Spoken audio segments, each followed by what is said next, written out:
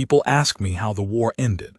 I tell them it ended on a ridge I cannot name because the ridge does not appear on any current Federation map. The cartographers renamed it after the ceasefire, gave it a Velocivar designation in the Joint Territorial Notation, and the old survey label, Kethvaran Forward Shelf 9 Mark, was stricken from the active register. As far as the official record is concerned, the place where I spent 11 days alone no longer exists. That is fine by me. I was not there for the map. I was there because Sergeant Carroll went down on day 3 with a compound fracture of the left femur and a shrapnel pattern across the upper back that the field kit could slow but not stop, and because the relay station at the top of the shelf was the only structure left standing on that particular piece of ground, and because someone had to keep the relay array cycling, or the ceasefire negotiators at Keth would lose the only transmission line that reached both sides of the engagement simultaneously. I was the most junior sergeant in the unit. I was also the only one still ambulatory. So I stayed. I want to be clear about what staying meant, because people have made it into something it was not. I did not stay out of valor. I stayed because there was a thing that needed doing, and I was the one standing. The ridge had Velocivar fire coming in from the eastern canyon twice a day on a predictable rotation, dawn and mid-afternoon, when the light shifted and the shadow line moved off the canyon's north face. I learned the rotation on day 2. After that, it was a matter of not being in the wrong place at the wrong time, keeping the array running, and eating what was left of the unit's ration supply in quantities that would last. I had 11 days' worth of food if I was careful. I was careful. On day 4 I found the child. I had gone into the lower level of the relay station to check the secondary conduit coupling. There was a vibration in the array I did not like, a low harmonic that suggested a loose connection somewhere in the sub-level run. The lower level of the relay station was a single room, 2 meters by 3, with a hatch in the floor that accessed the conduit housing and a shelf along the east wall that had once held spare component stock. Most of the components were gone. Someone had stripped the shelf at some point in the first weeks of the battle, Federation logistics, Velocivar recovery teams, or simple looting in the confusion of the opening engagements. I did not know and did not need to know. What was on the shelf in the corner furthest from the access hatch was a small alien child. She was asleep. She was curled against the angle of the shelf, and the wall with her knees drawn up and her face turned toward the stone, and she was so still that I stood in the hatch opening for a full 3 seconds before I understood I was looking at a living thing, and not a piece of equipment someone had wrapped in a length of pale ceremonial cloth. The cloth was torn at the hem and dirty at the cuffs, and it had once been the kind of garment that cost more than I made in a month, which told me something about where she had come from without telling me anything useful about how she had gotten here or how long she had been in this room alone. She had Velocivar primary house skin, the pale silver blue that the niche soldiers called frostmark, which was the complexion of the Velocivar central house bloodlines, and was distinct from the deeper blue of the peripheral houses or the ash gray of the working settlements. She had pointed ears and oversized eyes and hair that was white silver and long enough to have been braided once, before whatever had happened to bring her to this place had undone the braids. She was small. She was very still. Her breathing was even. I checked the conduit coupling. It was a loose junction nut, finger-tight but not torqued, which I fixed with the wrench from my kit in about 40 seconds. Then I went back up to the main level and sat down and thought about what I was going to do. The answer was the same as it always was. I was going to do the next thing that needed doing. I went back down and I sat on the floor beside the shelf at a distance I judged would not alarm her when she woke, and I waited. She woke 3 hours later. She looked at me for a long time without moving. I did not move either. I had rations open on the floor between us. Nothing fancy, the grain paste and the pressed fiber flatbread that came in the standard kit. And I had my hands visible and open in my lap, because that is what you do when something small and uncertain is watching you, and trying to decide whether you are a threat. She looked at the rations, she looked at me. I pushed the flatbread 1/2 step closer and looked at the wall. A minute later, she took it. We did not speak for the first 2 days. Her standard was either non-existent or she was choosing not to use it, and my Velocivar was limited to the 20-phrase tactical glossary every Federation infantryman was given in basic. Words for halt, identify, do not fire, show your hands, and a handful of other phrases that were not useful in present circumstances. We communicated through the food and through the basic geometry of 2 living things in a small space, which is a language older than any spoken one and works well enough when both parties are paying attention. She watched me maintain the relay array. She watched me check the conduit twice a day and log the array status in the field notebook I had been keeping since day 1. She watched me eat at the same times each day and leave rations for her in the same place at the same times, which she collected after I had moved away. By the end of day 2, she was sitting in the doorway of the lower level rather than hiding at the back of the shelf, and by the end of day 3, she was sitting in the main level with me during the dawn and afternoon fire rotations, which she had calculated for herself and understood without being told. She was, in other words, a child who had been doing exactly what I was doing, staying alive by paying attention and doing the next thing required. On day 5, I noticed her watching my maintenance log. I had the field notebook open on the floor beside the array access panel, where I recorded the array status readings every 2 hours. Frequency band, signal strength, power draw from the emergency cell, ambient temperature inside the conduit housing, which affected the junction nut's expansion and contraction, and which I needed to track to predict when I would have to retighten it. The readings were in columns, consistent, the same format each time, and she was studying the pattern with the focused attention of someone who is trying to understand a system rather than just observe it. I handed her the notebook and the pencil. I pointed at the array panel and at the column headers and at the readings I had already made. She took the pencil. She made the next set of readings herself, with the pencil moving deliberately, copying my column format. The numbers were right. She had understood the system in one observation. After that, she made half the readings. We split the 2-hour intervals. She took the dawn and mid-morning readings. I took the afternoon and evening ones, and we both took the midnight reading together because neither of us slept well and we were both awake. The notebook became a shared document. Her handwriting was smaller than mine and more regular, and the columns she maintained were neater than the ones I had started with. On day 6, she told me her name. She said it in Velocivar, and I wrote it phonetically in my field notebook, Sovakel, and she watched me write it, and then pointed at me with a question in her expression that was perfectly legible in any language. I wrote MARRE in the notebook and said it aloud, and she tried it twice and got it right on the second attempt. And that was the beginning of our standard lessons, which we conducted in the 2-hour window each day when the canyon shadow was at maximum extension and the eastern fire was least likely. I want to say something about those 2 hours, because I think they are the part that people misunderstand when I tell this story. People hear the soldier and the alien child, and they construct an image, something tender and staged, something with lighting on it, a man kneeling and offering something with an open hand, while a small luminous creature looks up at him with large eyes full of hope. There is a version of this story that is that image, and it has nothing to do with what actually happened on the ridge.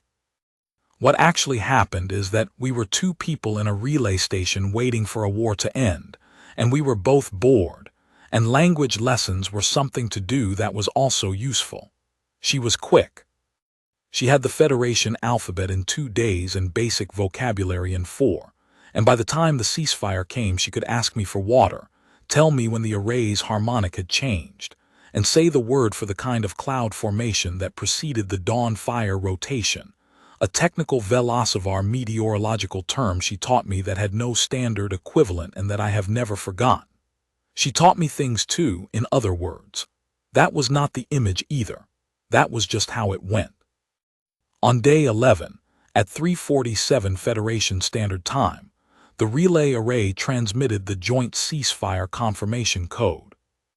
I heard it come through on the monitoring frequency, 3 long pulses, 2 short, 3 long, the prearranged pattern, and I wrote the time in my field notebook, and I sat there in the dark of the main level, and I felt the thing that you feel when something enormous is over, which is not triumph and is not relief and is not grief exactly, though it has elements of all three.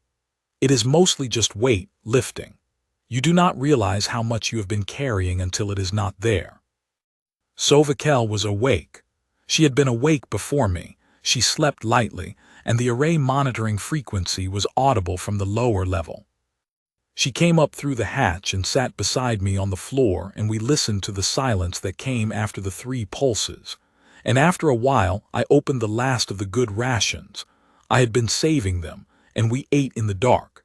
And outside the canyon was also quiet for the first time in 11 days. At 400, I filed the AAW-7. Federation After Action Welfare Notation Form AAW-7 was a post-engagement found persons provision, designed for use by field personnel who encountered unaccompanied civilians, displaced persons, or unregistered individuals in active or recently active combat zones. I had the form in my kit. Every Federation infantryman carried a set of standard field forms in the waterproof document sleeve, and I filled it out by the light of my field torch, sitting on the floor of the relay station with Sovakel asleep against my arm. I wrote her name. I wrote the date and time and location. I wrote my own name and unit and serial number as the filing party. I wrote Velocivar primary house child, approximate age 7 to 8 seasons, unregistered, found in below-grade shelter of relay station Kethvaren forward shelf 9 mark on day 4 of current engagement, under care of filing party since that date. I wrote no visible transit chip, no registration document, no house faction identifier, no accompanying adult, no documentation of any kind. I wrote filing party assumes interim protective custody under Article 14 of the Federation Compact, Welfare Provision Subclause 9, pending transfer to appropriate civilian welfare authority. I stamped it with my unit seal. The unit seal was worn. The die face had a hairline crack across the lower arc from when I had dropped it on a stone floor 2 postings back, but it printed clean. I did not know, at 400 on the morning of the ceasefire, that the Velocivar Succession Compact Unification Council had been ratified 4 hours earlier at 23:58, in the same 90-minute window when the ceasefire instrument was being finalized and everyone's attention was elsewhere. I did not know that the Council's founding instrument included a provision, Clause 17, Article 4, Subsection 2, classifying all unregistered Velocivar primary house children under 10 seasons of age as unclaimed sovereign assets subject to centralized welfare registry under the Council's administration. I did not know that this provision had been inserted specifically to give the Council administrative custody of the 41 primary house children whose parents had died in the war's opening years, children who had fallen through the cracks of the succession registry and who now represented, to the Council, useful political instruments in the architecture of the post-war peace. I found all of this out later.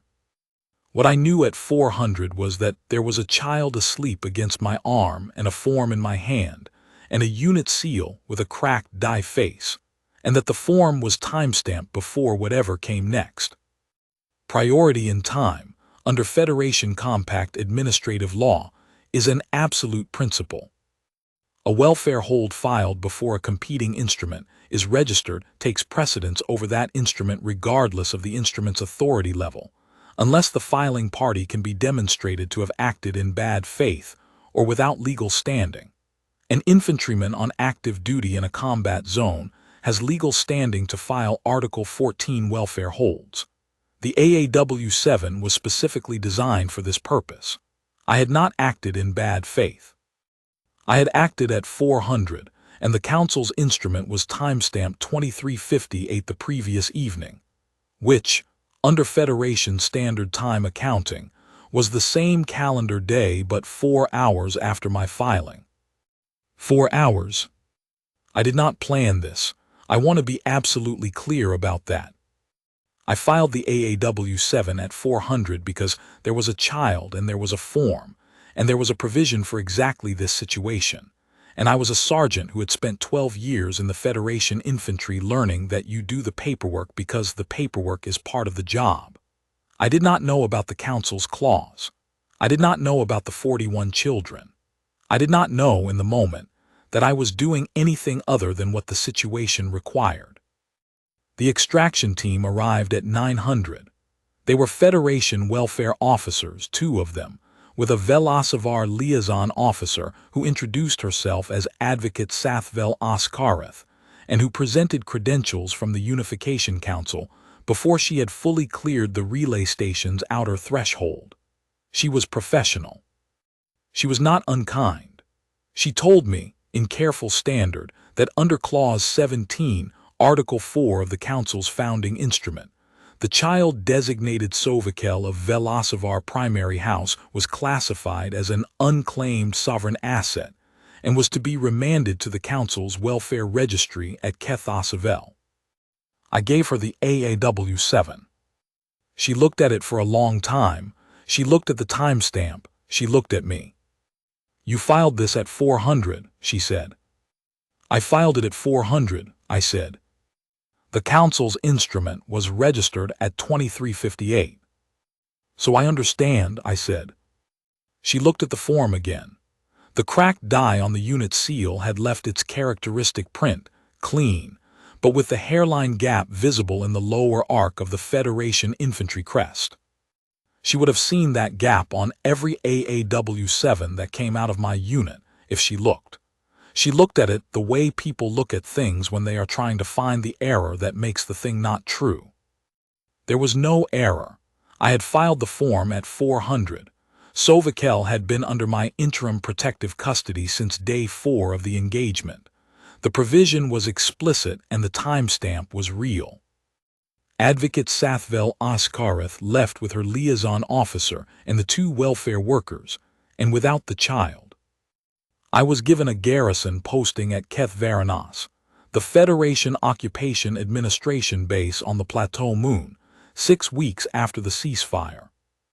It was a re-echelon position, supply coordination and perimeter maintenance, which was not glamorous work, but was the kind of steady, predictable posting that suited me well enough after 11 days on a ridge. The garrison was housed in a former Velocivar administrative complex, a long chalkstone building on the southern edge of the plateau with good window light in the mornings and a view of the canyon system to the north. Sovakel came with me. She was, under the AAW-7 and Article 14, my dependent for welfare purposes until a competent authority resolved her registration status, and no competent authority had done so yet. The Council tried 4 more times in the first 18 months. The first attempt was a formal challenge to my standing as filing party, the argument being that a sergeant on active combat duty in a forward position was not a welfare officer as specified in the AAW-7's enabling provision. I had anticipated this. I had, in the 6 weeks between the ceasefire and the garrison posting, read the full text of Article 14 and its associated subclauses, cross-referencing the 2284 Compact revision that had extended AAW-7 filing authority to all active Federation military personnel in contact zones where civilian welfare officers are unavailable. Keth Varan Forward Shelf 9 Mark was unambiguously a contact zone where civilian welfare officers had been unavailable. The challenge was denied.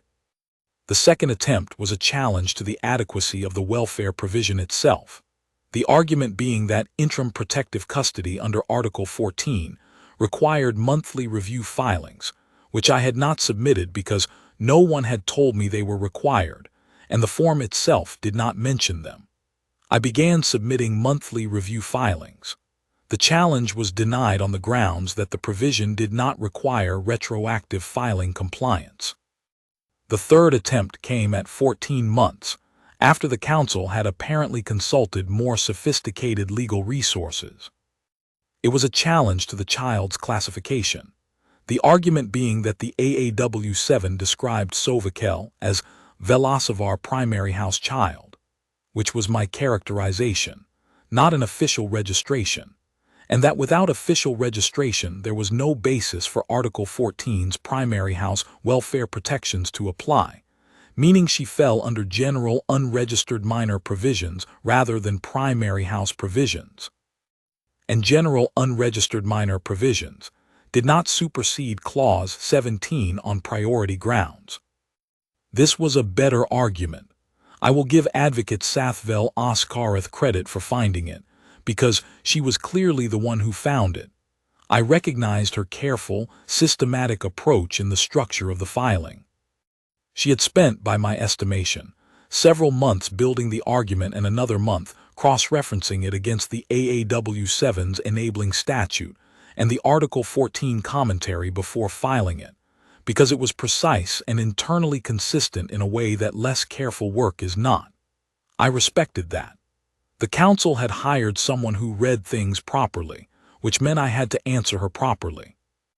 I submitted Sovakel's physical description, her identification of herself by name, her knowledge of primary house Velasovar ceremonial vocabulary, which had become apparent during our language lessons on the Ridge and which I had been recording in my field notebook since day 7, and a declaration by the garrison's senior Velasovar cultural liaison, a retired court archivist named Orveth Vel, who had examined Sovakel for 40 minutes and provided a sworn statement that her skin coloration, her bone structure, her ceremonial vocabulary, and her knowledge of primary house greeting protocols were consistent with a primary house child of 7 to 9 seasons from the central Velasovar lineages.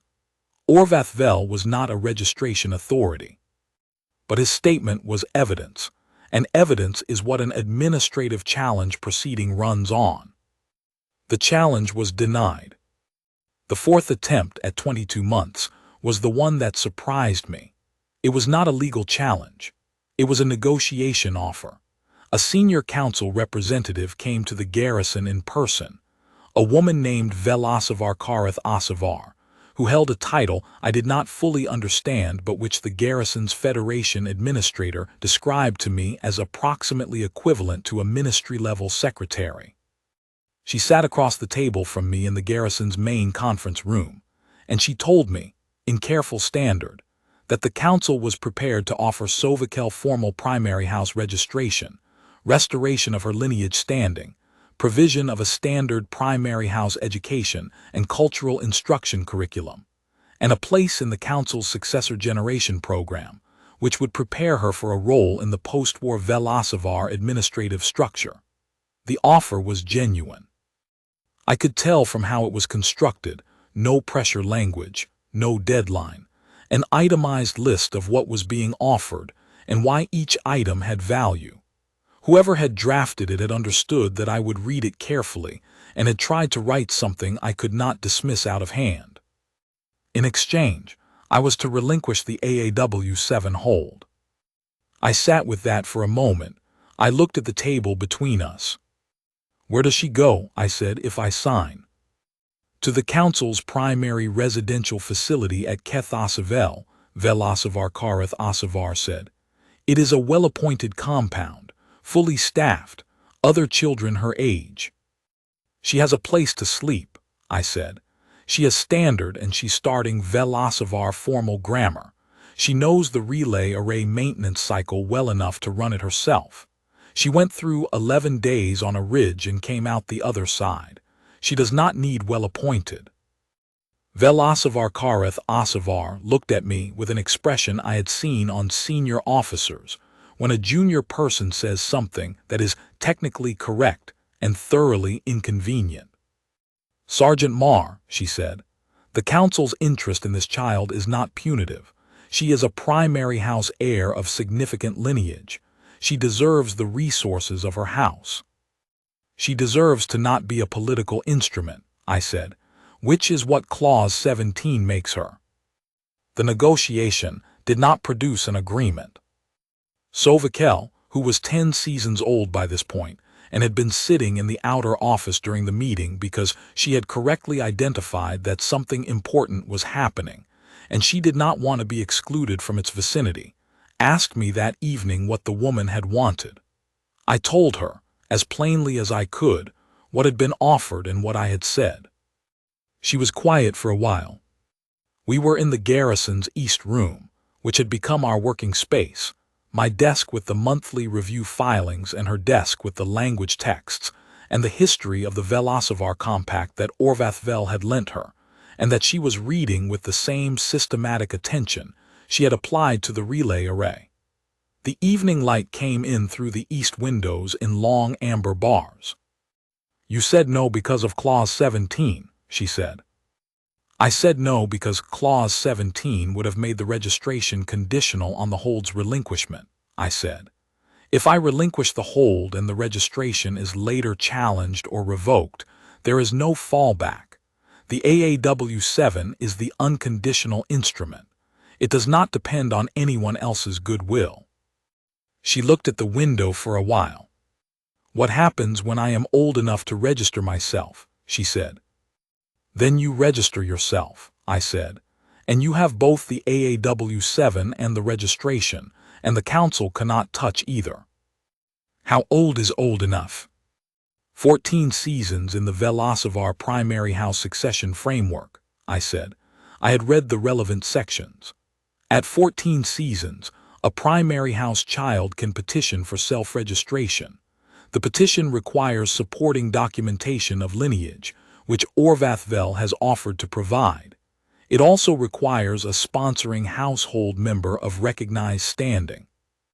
"You are not a Velocivar household member," she said. "No," I said, "I am not." She went back to reading. I went back to the monthly review filing. Outside, the canyon was doing what it did in the evenings, the light going amber and then gold, and then the long blue of the plateau dusk. And the relay array on the south wall was cycling on the maintenance schedule she had set up 6 months ago without being asked.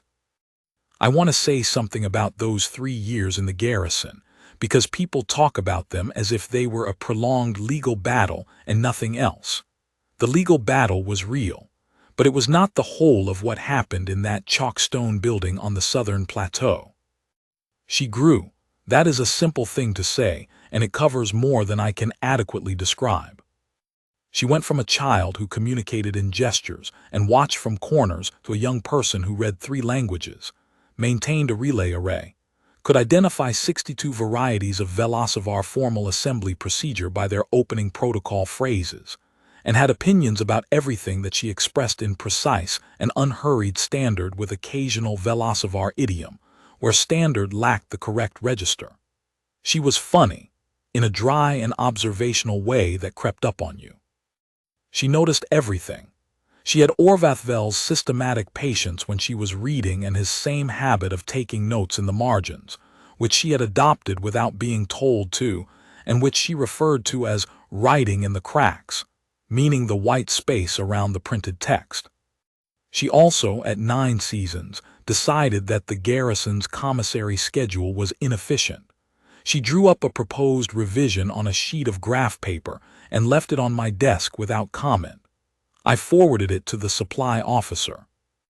The supply officer revised the schedule along her suggested lines and noted in his acknowledgment that whoever had done the analysis had clearly read the Federation Commissary Operational Handbook, which was a 200-page document that most supply officers read selectively, if at all. She had read it entirely. She had found it in the garrison library 3 months earlier and read it in a week. I was not surprised. I had watched her read the relay array maintenance manual in a single afternoon at age 8. She read the way some people breathe, continuously, automatically, as the baseline activity from which other things were departures rather than the reverse. At 11 seasons, she began reading the full text of the Velocivar Succession Compact, not the summary, the full text, with the appendices and the index of precedent decisions and the administrative guidance documents and the cross-references to the founding articles. She had asked Orvath Vel for it, and he had brought it in 4 volumes, and she read all 4 volumes in order, with notes. At 12 seasons, she found Article 9. She brought me the book on a Tuesday evening. She put it on my desk with her finger on the page, on a footnote in the commentary section below the main text of Article 9, subsection 3, which read, "The provision requires no minimum age floor. The competency threshold, defined as the ability to correctly name the article, its subsection, and its operative clause before a sitting formal body, is the sole qualifying criterion. No case precedent has ever been established for its invocation by a minor." No case precedent, she said, means no one has tried. I looked at the footnote, I looked at her. Article 9, subsection 3, I said. The self-declaration of lineage provision for Velocivar primary house members who can demonstrate competence before a formal body. Correct, she said. You are 12 seasons old. The footnote says no minimum age floor, she said. I read the main text of Article 9, subsection 3. It was 62 words long in the original Velocivar and 81 words in the standard translation, and it said, in precise legal language, that any member of a Velocivar primary house who could stand before a formal body constituted under the compact and correctly invoke the article and its operative clause, and provide credible supporting evidence of their lineage, was entitled to self-register under the primary house succession framework with immediate legal effect. The footnote was correct. There was no minimum age. You would need 2 years, I said, to know it well enough to do it under pressure, in front of a formal body, with the council's advocate trying to interrupt you. I have been reading it for 4 months, she said. I have 2 more years before I am 14. Then you have the right timeline, I said. She took the book back and went to her desk and continued her notes. I submitted the 5th monthly review filing the following morning and began, in my spare hours, reading the procedural rules for formal Velocivar compact body sessions. If she was going to invoke Article 9, subsection 3 before a formal body, I needed to know exactly what constituted a valid formal body, what the rules of order were, what the council's advocate could and could not do in response to a self-declaration, and what happened next. It took me 6 months to read it all. Some of it I read twice. Sovakel's Article 9 petition was filed through the garrison's legal services office on the first day of her 14th season. The petition named the article and subsection, provided Orvath Vel's sworn lineage statement, and 3 corroborating documents that she had found in the compact's own historical archive, 2 of which cited the same Central House bloodline markers that appeared in Orvath Vel's assessment, and requested a formal compact body session within 30 days as specified by the procedural rules. The council did not contest the petition's admissibility. They could not. The article was explicit and the petition was correctly filed. The formal session was held at the compact's primary assembly hall at Kethasavel, 31 days after filing. The hall was pale limestone, high-vaulted, with clear-story windows that let in the afternoon light in long diagonal bars.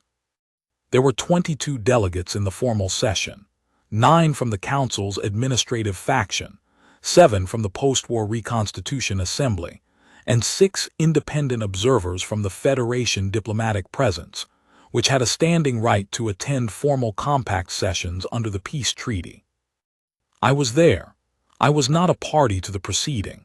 I was listed on the attendance record as welfare guardian of the petitioning party, which was accurate, and which gave me a seat at the back of the observer gallery and no right to speak. I sat in that seat and I watched. Sovakel was 14 seasons old, and she was wearing a formal Velocivar primary house garment that Orvathvel had sourced from somewhere I had not asked about, deep silver gray, with the copper thread trim at the collar and cuffs that marked the central lineage. She had her hair braided in the formal style that she had learned from Orvathvel's instruction, and she stood at the petitioner's position at the center of the hall's floor, and she looked at the 22 delegates without looking at me. She invoked Article 9, subsection 3, correctly in Velocivar, naming the article and the subsection and the operative clause in the precise formulation that the text required. Advocate Sathvel Oskarath, sitting in the council faction section, raised a procedural challenge. Sovakel answered it. She cited the relevant subclause, the precedent from the Founding Compact's original commentary, and the footnote in Orvathvel's edition that she had found at 12 seasons old. Her standard was perfect. Her Velocivar was better than her standard. Sathvel Oskarath raised a second challenge. Sovakel answered the second challenge. She cited the 2291 administrative revision to the procedural rules, which had clarified the competency standard in terms that explicitly foreclosed the argument the advocate was making. I had found that revision in month 3 of my own reading. She had found it independently in month 6 of hers. There was no third challenge. The hall was very quiet.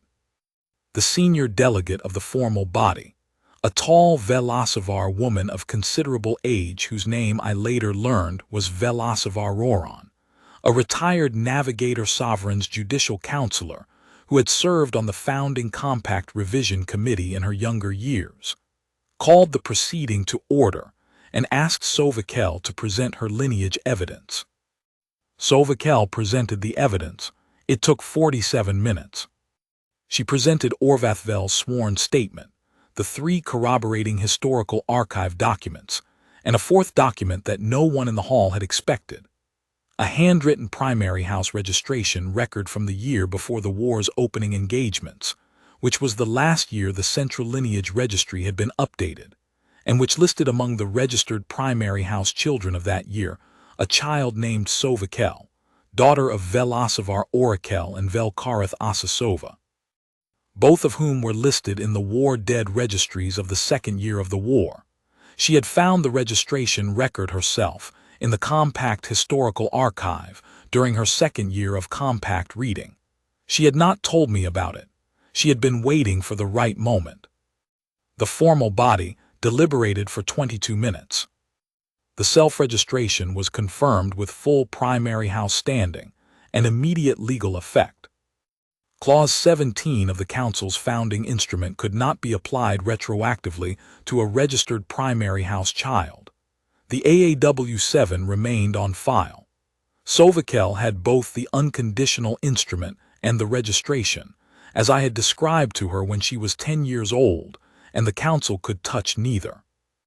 I sat in the observer gallery, and I felt again that thing I had felt at 3:47 on the morning of the ceasefire, the weight lifting. It was quieter this time, because I had been carrying this particular weight for longer and had gotten used to its shape. And so when it went, it did not feel like a sudden release, but more like setting down something you have been carrying over a long walk. And only when your hands are empty do you realize how your shoulders were held. What happened next is the part that people ask about. It is also the part that I am least capable of explaining, not because I do not understand it, but because the Velocivar custom involved has no real standard equivalent, and any description of it is going to fall short. After the formal body's deliberation, there was a recess. The delegates withdrew to the side chambers. The Federation observers remained seated. Sovakel came and sat beside me in the observer gallery, which was not, strictly speaking, procedurally correct, but no one objected, and we sat together in the quiet of the hall while the afternoon light came through the clerestory windows and made long bars on the pale limestone floor. She did not say anything. I did not say anything. After about 10 minutes, the rear doors of the hall opened, and the navigator sovereign of the central Velocivar house came in. I had not known she would be present. The garrison's legal officer had not mentioned it. Orvathvel, who would have known, had apparently decided not to tell me. The navigator sovereign's attendance at a formal compact body session was not required and was not common, and her presence in the hall produced a standing response from every Velocivar present: the delegates, the advocates, the archive clerks, a simultaneous rising and the formal greeting posture, which I did not perform because I did not have it, but which I acknowledged by getting to my feet because I could tell from the room that this was the appropriate response. The navigator sovereign was tall. She had deep silver-gray skin and amber-gold eyes and white hair worn in the formal arrangement of a sitting sovereign, and she moved through the hall with the unhurried certainty of someone who had been doing precisely this for a very long time. She acknowledged the room with a gesture I did not know, and everyone sat. She walked the length of the hall at her own pace. She looked at the delegates without stopping, and she looked at the advocates' table, and at the formal body's raised bench, and at the petitioner's position where Sovakel had stood 47 minutes earlier. She looked at all of these things the way an experienced person looks at a space they are reading for its history, not curiously, but with the settled attention of someone who is confirming what they already understand.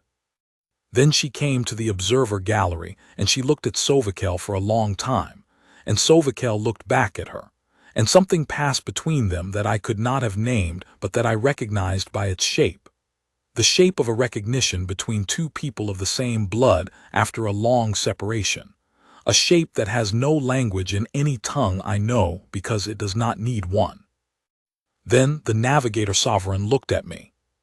She reached into the formal travel mantle she was wearing, and she took out a flat pale stone, gray-blue, with a white diagonal mineral vein running through it at an angle I could have measured in degrees if I had wanted to. It was smooth and worn in the way that stones are when they have been carried for a long time in a pocket or a hand. I knew what the stone was. Orvathvel had told me about the Velos gift token in the 3rd year of the garrison posting, in the context of explaining Sovakel's people to me well enough that I would not misread them. The Velos gift token was a Velocivar primary house custom of enormous age, and as Orvathvel had described it, considerable legal and social weight. A primary house member gave the Velos stone to the person they intended to hold to permanently as a declaration of household bond. It was given in the full understanding that the giving was irrevocable, and that the person who received it was thereafter a member of the household, in the most complete sense the Velocivar legal framework recognized. The navigator sovereign held the stone out to me, not to Sovakel, to me. Sovakel said something in Velocivar. I caught the formal register of it, the address to a sitting sovereign, and the word that I recognized from the compact text, the Veloskoth, which was the founding law term for the irrevocable household choosing. I did not catch everything she said, but I caught the last word, which was my name. The navigator sovereign waited. The hall was very quiet. The 22 delegates were watching. The Federation observers were watching. Orvathvel, who was sitting near the front of the delegate section, was watching with an expression that I later described to a colleague as the expression of a man who has known for a very long time that a particular event was coming and has been patient about it. I thought about the ridge. I thought about the lower level of the relay station and the shape of a small child in torn ceremonial cloth in the corner of a shelf, the still breathing in the dark. I thought about flatbread pushed 1/2 step across a floor and a small hand that took it. I thought about the relay array cycling and the standard alphabet in 2 days, and a word for a cloud formation that precedes dawn fire that has no equivalent in any language I grew up speaking. I thought about a footnote in a book brought to my desk on a Tuesday evening, and about an 8-year-old who had understood a maintenance system in a single afternoon's observation, and about the commissary schedule drawn on graph paper and left without comment, and about the neat columns in the shared field notebook that were more precise than mine had ever been. I thought about 47 minutes of evidence presented by a 14-year-old in a formal hall before 22 delegates, and about the fourth document she had not told me she had found, the one from the year before the war opened, with her name written in the central lineage hand on a registry page that no one else had thought to look for.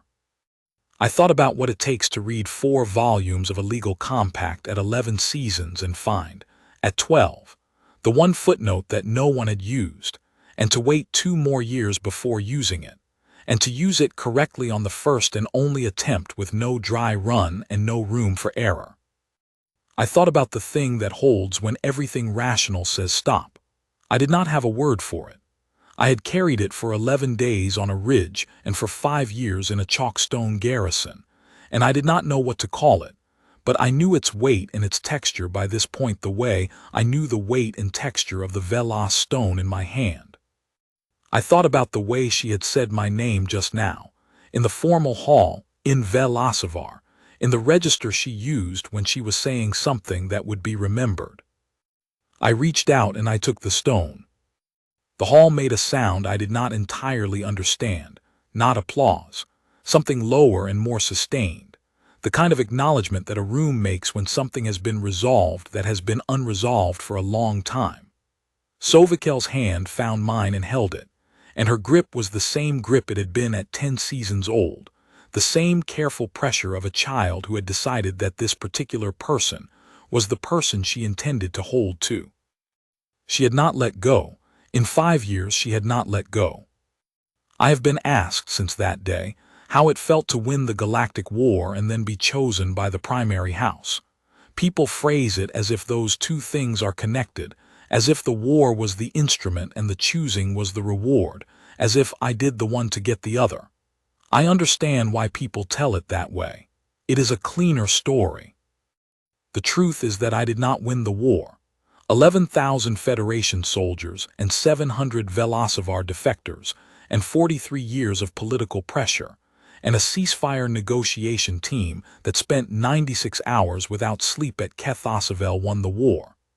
I maintained a relay array for 11 days, and I did not die, which was my contribution, and it was not nothing, but it was also not winning. And the choosing was not a reward. The choosing was a recognition, the navigator sovereign acknowledging what had already been true for 5 years, naming it in the formal language of the house so that the house's law would hold it.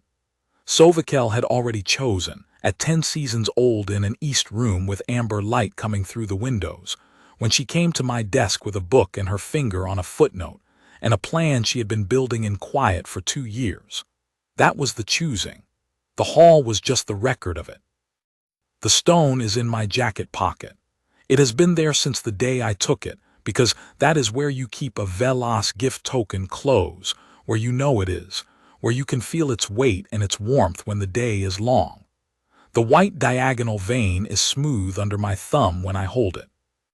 I hold it sometimes on slow afternoons when the work is straightforward, and the garrison is quiet, and the relay array on the south wall is cycling on the schedule that Sovikel set up before she went to the Navigator Sovereign's court for her formal placement. The day before she left for the court she came to my desk one more time. She put a flat stone on the corner, smaller than the one the Navigator Sovereign had given me, pale gold with a dark diagonal vein, the color of the canyon light in late afternoon. "So you know where to look for us," she said. I put it on the windowsill where I would see it every morning. It is still there. The canyon light in late afternoon comes through the east windows, and the stone does exactly what stones do when the light is right. It glows, faintly, the gold deepened by the angle of the sun, the dark vein distinct and precise and running through the whole of it from one edge to the other. I look at it every morning.